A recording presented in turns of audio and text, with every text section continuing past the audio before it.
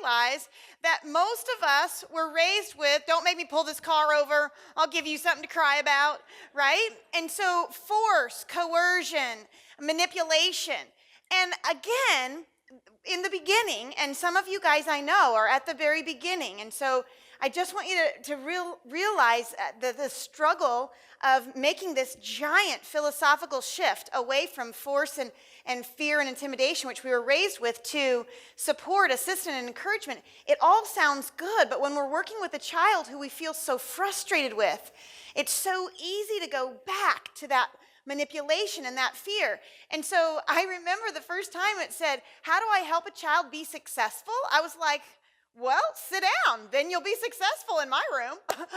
I mean, like, I don't know what you mean. Like, I didn't understand, because again, everything that I knew came from force. Everything that I knew came from coercion. So I couldn't even wrap my head around that phrase of how do I help a child be more successful. It just honestly, in the first couple years, didn't make sense to me. And so I was in this Head Start and working with a little guy who had lots and lots of behavior issues. He was 3 years old.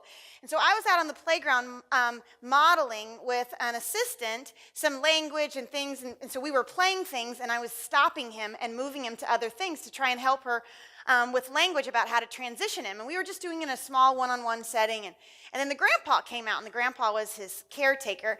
So the grandpa was talking to me and talking to me and talking to me and talking to me. And the little boy walked up, and he tapped me on the leg, and I bent down, and he spit water all down the front of me.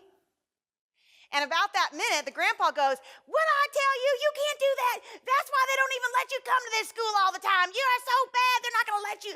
And he was just giving it to this kid. And you guys have these experiences, right? Where you're standing and a parent is berating a child and you're frozen, you don't know what to do. So I did stop, breathe, wish well. That kind of cuts the intensity. And then I knelt down and I said to the little boy, I was talking to Grandpa for a long time, and you were interested in me noticing you on the swing, and you weren't sure how to ask me, so you spit water down the front of me. If you would like me to, you may not spit water down the front of me. If you would like me to notice you on the swing, tap me on the shoulder and say, Miss Jill, come watch me on the slide. And the grandpa goes, great, you just told him it's okay. I can't believe what you just did. Oh my gosh, that was horrible, you know. And so I looked at the little boy again. I took a big deep breath and I said, if you want me to notice you anywhere on this playground, tap me on the shoulder. So I kept talking to the grandpa. What do you know? 3 or 4 different times the little boy walked up, tapped me on the shoulder, said, Miss Jill. And the grandpa was like, wow, who knew?